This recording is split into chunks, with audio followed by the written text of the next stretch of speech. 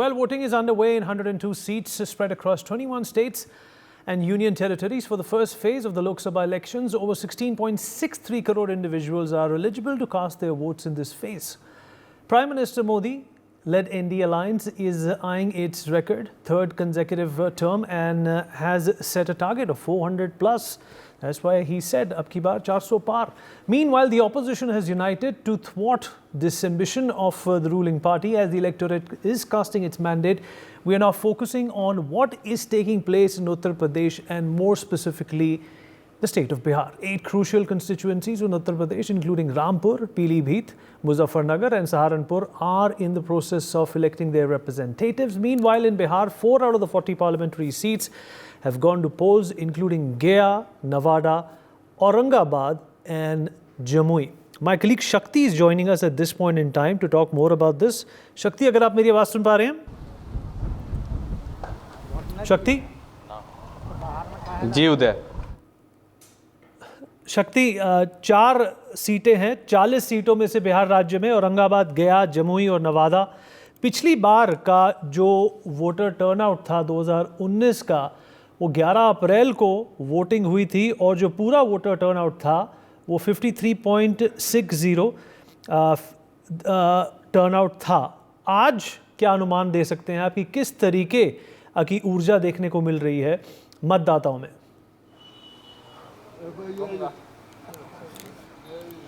देखिए उदय, अभी आज जो अगर हम बात करें बिहार के 4 लोकसभा सीटों की, तो कहीं न कहीं जो पोलिंग हुई है पिछले साल के कंपैरिजन अभी थोड़ी सी कम है, क्योंकि इस बार भी गर्मी काफ़ी ज़्यादा है। और आपको बताएं कि अभी हम मौजूद हैं गया के लोकसभा क्षेत्र के 12 जो विधानसभा क्षेत्र है, यहाँ पे पोलिंग जो है चल रही है। फिलहाल आपको बताएं कि नक्सल प्रभावित क्षेत्र है और यहाँ पे सुरक्षा कारणों से जो टाइमिंग है वोटिंग की वो 4 बजे तक ही है और जो भी लोग आए हैं लाइन में फिलहाल वो अंदर है। अब गेट बंद कर दिया गया है और तमाम लोग जो पहले से लाइन में लगे हैं उनको वोटिंग दी जा रही है, क्योंकि शासन के द्वारा जो है यहाँ 4 बजे तक ही जो है वोटिंग की जो है अनुमति है। और आप देख सकते हैं कि लोग अभी भी मौजूद हैं, वोटिंग कर रहे हैं।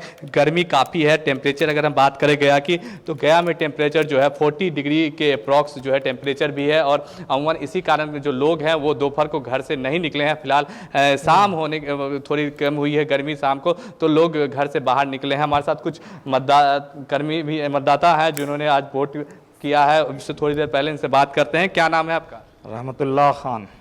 क्या मुद्दे थे इस बार के लोकसभा चुनाव में? विकास। आपने वोटिंग की? विकास जी, डेवलपमेंट, संविधान। कैंडिडेट हमारा लोकल स्तर पर कैंडिडेट है सर्वजीत कुमार। हम लोगों ने उसी को ललटैन को वोट दिया, क्योंकि उनका अच्छा पूर्व अभी बोधगया प्रखंड से विधानसभा से वो विधायक भी है और उन्होंने अपने क्षेत्र में अच्छा काम किया। विकास को लेकर आप लोग कर रहे हैं?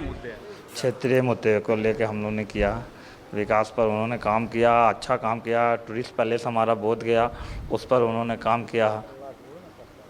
देखिए बिल्कुल, जो लोग हैं स्थानीय लोग, इनका कहना है कि स्थानीय मुद्दों पे इन्होंने वोट किया है। और अगर हम बात करें बिहार के तमाम वो 4 सीट जिस पे मुद्दे क्या हैं? मुद्दे क्या हैं? स्थानीय मुद्दे तो ठीक है, एक लोग हैं, स्थानीय मुद्दे तो एक जनरल बात हो गई। मुद्दे हैं क्या, ये जानने की कोशिश कीजिए आप इनसे कि मुद्दे हैं क्या जिन पर अपना मत ये आज दान कर रहे हैं।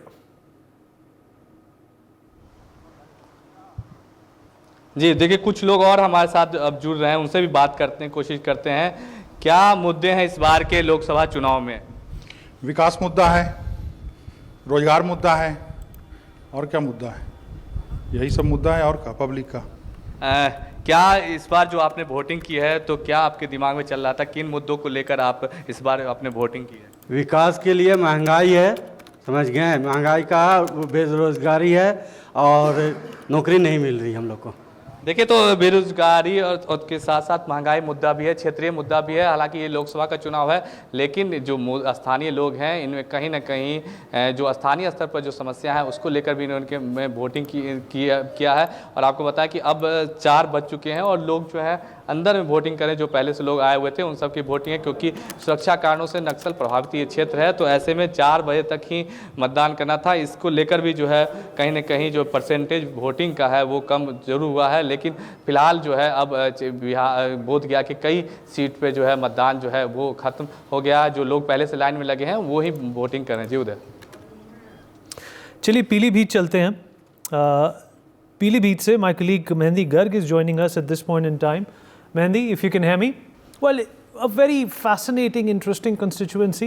Yes, I can. Jitin Prasada is contesting on behalf of the Bharatiya Janata Party. He used to be in the Congress Party.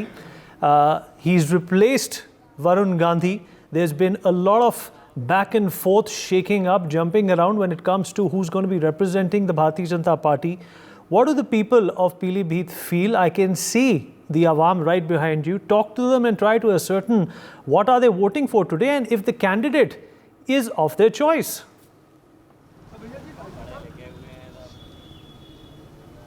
Well, yes, Vineet, we are at Pili-Bhit right now, and it's the hottest seat right now of the Uttar Pradesh. And if I tell our viewers that right now, almost 50% of voting has been done, and we have people with us. We'll talk to them and ask them about the issues of Pili-Bhit and what expectations they are having with the upcoming government or the candidate they'll be choosing in these 2024 Lok Sabha elections. We'll talk to these people. We have females, we have males, and we have youngsters also with us. Let's talk to them one by one. Uncle, आपने अभी मतदान किया है यहाँ पर, आपको क्या लग रहा है कि पीलीभीत के क्या बड़े मुद्दे हैं इन चुनावों में? बड़े मुद्दे बेरोजगारी है साहब, ज़्यादा बहुत बेरोजगारी बहुत है।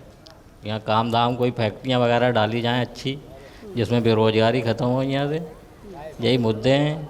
बहुत दिन से परेशान है बीजेपी की सरकार। मेनका गांधी, वरुण गांधी रहे 30-40 साल हो गई, उन्होंने कुछ करा ही नहीं था। तो क्या अब आपको किससे उम्मीद है? अगला उम्मीदवार आप जो चुनेंगे उसमें 5 साल में क्या उम्मीद रखेंगे? हम ये सोच रहे थे कोई यहाँ कैंडिडेट को टिकट देते, उन्होंने वहाँ का दे दिया, तो यहाँ दिक्कत हो रही है जे बहुत ज़्यादा। अगर यहाँ पीपल आर फेस कैंडिडेट यहाँ का होता तो आप जरा अच्छा था। आप कैंडिडेट टिकट वहाँ शाहजहाँपुर वालों को दे दिया, हम तो यही सोच रहे हैं बीजेपी वाले। So Vineet, as Jitin Prasad is an outsider, so people are saying that Bharatiya Janata Party has given ticket to an outsider, so they are facing problems. They are not okay with that. We'll talk to some females also. Aunty ji, क्या कुछ लग रहा है आपको? आपने अभी मतदान किया है यहाँ पे, आप किचन में काम करती हैं, तो क्या महंगाई मुद्दा है इस बार 2024 लोकसभा चुनावों का? है नहीं, हम तो कोई सहारा ही रहे हैं, कोई है ही नहीं कमाने वाला। तो सरकार को क्या कहना चाहेंगी आप उम्मीदवार चुन रही हैं, अपना मतदान कर रही हैं, क्या कहना चाहेंगी? कोई सहारा कराए, सस्ताई हो जाए, महंगाई ज़्यादा है, बेसहारों को सहारा कराए, और क्या। जी, आप क्या कह रही हैं? सस्ताई हो जाए, बस बहुत महंगाई है, इसलिए हम सोच रहे हैं सस्ताई हो जाए। महंगाई बहुत है नहीं, गरीब आदमी है, कैसे बच्चे पलेंगे? बिल्कुल। So we need the people of Pili-Bhit are saying their things and they are facing issues right now also. Let's talk to more people here. Sir, आप क्या कहना चाहेंगे? क्या बड़े मुद्दे हैं? बेरोजगारी बोला गया है, महंगाई बोला गया है, आपको क्या लग रहा है? क्या सोचकर आज आपने मतदान किया?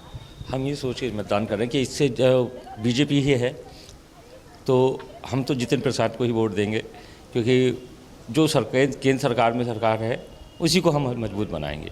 जिससे कि केंद्र, मैंने देखा कि आप पार्टी को बनाया गया तो वहाँ पे वो कुछ चला नहीं पा रहे हैं, और ये कुछ इनकी भली डिक्टेटरशिप हो लेकिन देश के लिए काम कर रहे हैं। क्या आपको लगता है पिछले 5 साल में पीलीभीत में काम हुआ है, और लगता है तो क्या काम हुआ है पिछले 5 साल में? देखिए, सड़कें चौड़ी हुई हैं यहाँ पे, ठीक है, अच्छा से, और कानून व्यवस्था में थोड़ा सुधार हुआ है, इसके लिए हम ये जानते हैं।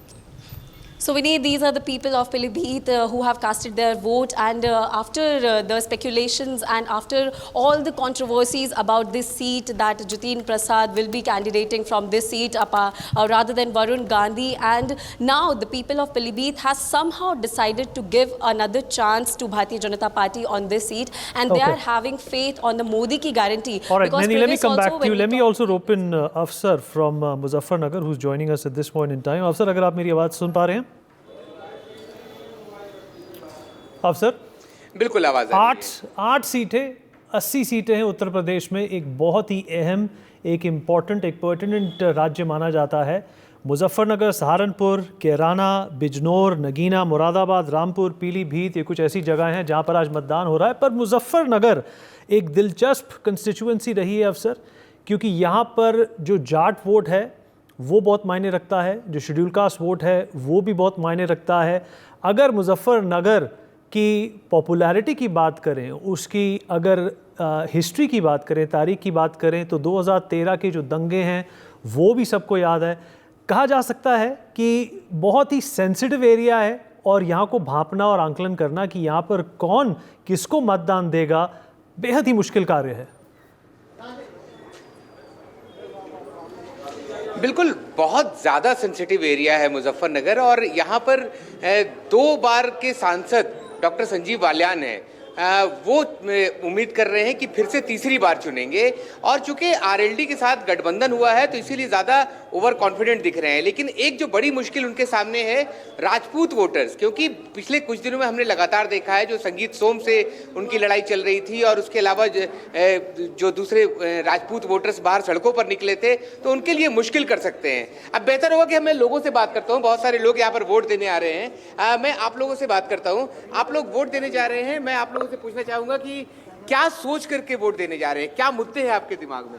मुद्दे क्या हैं? मुद्दे तो सबसे पहले ये हैं कि पश्चिमी उत्तर प्रदेश से संबंध रखते हैं। बहुत लंबी एक मांग चली आ रही है हाई कोर्ट की बेंच की, जो पूरी नहीं हुई, कई सरकारें आई और गई। और दूसरा ये है कि हम चाहते हैं कि सबको बोलने का अधिकार हो, सबको अपनी बात रखने का अधिकार हो, इस तरह की व्यवस्था बनी रहे तो अच्छा है। बिल्कुल बिल्कुल। आपके हिसाब से क्या मुद्दे हैं, क्या सोचकर वोट देने जा रहे हैं आप? मैं तो ये चाहता हूँ कि हमारा संविधान बचा रहे और उसके विरुद्ध जो लोग कर रहे हैं या आगे जाके फ्रीडम ऑफ स्पीच हमारा मेन है। जैसे आप लोग हमारे जो मीडिया जो है, जो हमारे 4 पिलर्स हैं हमारे, वो बरकरार रहें, वही मेरा उसी को देखते हुए मद्देनजर रखते हुए मैं इलेक्शन में आज वोट बिल्कुल बिल्कुल बिल्कुल। जिस तरीके से सरकार अच्छा काम करे ये मुद्दा है। आप भी वोट देने जा रहे हैं, अभी क्या सोच करके वोट देने जा रहे हैं? क्या सोचा है कि जिसको आप चुनेंगे वो क्या करे आपके लिए? गवर्नमेंट अच्छा काम करेगी तो बस दोबारा देंगे वोट। फिर अब अच्छा काम करा तो फिर जा रहे हो। आप अपने सिटिंग सांसद से खुश हैं? हाँ ठीक है, बढ़िया है। ठीक है, शुक्रिया। यहाँ पर और भी लोग हैं, शायद आप फर्स्ट टाइम वोटर हैं क्या? अच्छा ठीक है, आप लोग बात कीजिए।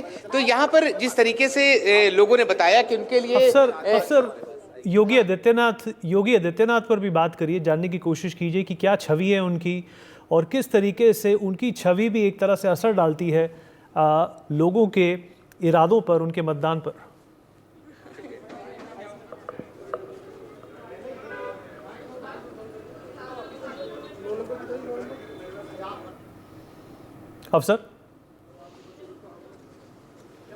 अफसर अगर आप मेरी बात सुन पा रहे हैं? प्लीज। जेल के अंदर जाना है।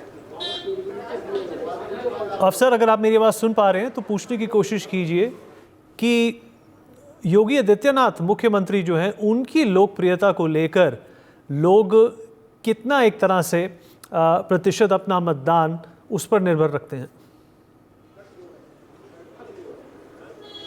बिल्कुल, मैं लोगों से ही जानने की कोशिश करता हूं, जो लोग वोट दे करके आ रहे हैं। आप वोट दे करके आ रहे हैं, तो एक तो सबसे पहला सवाल ये कि क्या सोच करके वोट दिया आपने? मोदी जी। अच्छा, और आपके जो स्टेट के सीएम हैं योगी आदित्यनाथ, क्या उनका काम भी आपके लिए मैटर करता है? सुरक्षा, डेवलपमेंट, ये सब का तो करता ही है सर। यकीनन वर्तमान सरकार जी जी, जी, जी। आपने क्या सोच करके वोट दिया? जी मैंने भी यही सोच कर वोट दिया। हम बहुत खुश हैं। आपने क्या सोच के वोट दिया? भाई यही काम है, इनकी सरकार में काम सारे अच्छे हो रहे हैं, इसी अच्छाई की वजह से हमने वोट दिया। तो योगी आदित्यनाथ जिस तरह से काम कर रहे हैं, क्या वो असर भी है आपके फैसले के ऊपर? नहीं, असर है, उनका असर है इस बात का। क्या आपने वोट देने से पहले ये सोचा कि योगी आदित्यनाथ जो काम कर रहे हैं उसको सोचते हुए भी वोट दिया आपने? नहीं, सभी के दोनों के सोचते हुए वोट दिया गया भैया। सब माता बहनों की सेवा हो रही है अच्छी तरह से, है ना। फैसिलिटी तो सब माता बहनों की है ना। बिल्कुल बिल्कुल। फैसिलिटीज जो महिलाओं को मिल रही है और जो विकास कैसे हो रहा है, तो ये सभी मुद्दे लोगों के लिए प्राथमिकता पर है। अफसर आप बने रहिए हमारे पास। अब चलते हैं नवादा, जहाँ पर मेरे कलीग रितेश मौजूद हैं। रितेश, अगर आप मेरी आवाज़ सुन पा रहे हैं, 4 सीटों में मतदान है और 38 जहाँ तक मेरी जानकारी है प्रत्याशी हैं मैदान में आज, और सुरक्षा कड़ी है बिहार में, क्योंकि जिस तरीके से अभी देखने को मिला है कि इलेक्शन कमीशन ने भी कहा है कि सबसे बड़ी प्राथमिकता यही रहेगी कि जो वोटिंग एक प्रोसीजर जो है, जो प्रणाली है, वो अच्छे से हो। अभी तक क्या प्रतिक्रिया है मतदाताओं की अपनी अपनी पार्टीज़ को लेके, अपनी अपनी प्रायोरिटीज़ को लेके और अपने अपने मुद्दों को लेकर? ये सबसे बड़ी बात है कि ये 4 सीटों की अगर बात करें, यानी जमुई, गया, औरंगाबाद या फिर नवादा की बात करें, तो काफी सेंसिटिव सीट मानी जाती है।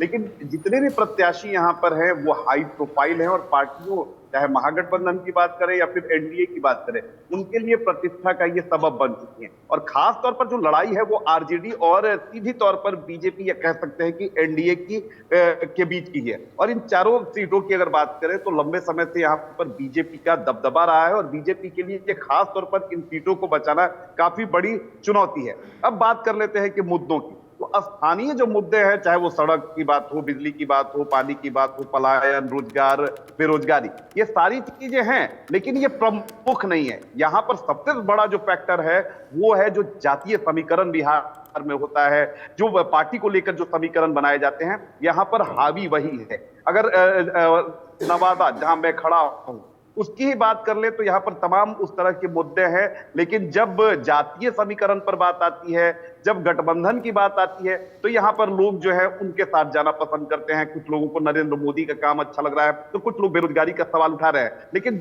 हमने जो देखा बूथों पर कि जब लोग वोट कास्ट करने जा रहे हैं, तो ये तमाम जो मुद्दे, चाहे वो विकास की बात हो या फिर पलायन, बेरोजगारी की बात हो, ये सेकेंडरी हो जा रही है, और वहां पर सिर्फ उन्हें प्रत्याशी दिख रहा है। और रितेश, बात जीतन राम मांझी की भी कीजिए।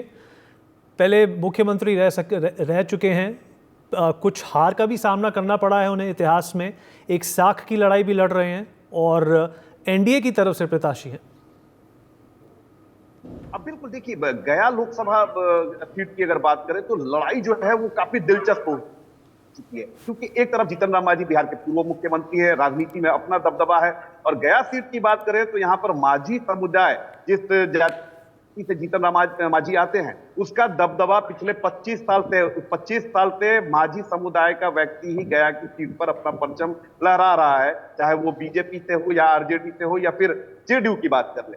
लेकिन इस बार जीतन राम मांझी की अगर बात करें तो थोड़ी सी उनकी राह जो है वो कठिन दिखाई दे रही है। कई सारे जो बयानबाजी वो खुलेआम करते हैं और बेबाक तौर पर अपनी बात रखते हैं। चलिए, let me tell you something very interesting about Jitan Ram Manjhi. He contested his first Lok Sabha election in 1991. He's changed his political party 8 times. He's been with the Congress, he's been with the Janata Dal, he's been with the Mahagathbandhan, and for the last 3 Lok Sabha elections, he's lost all 3 from Gaya.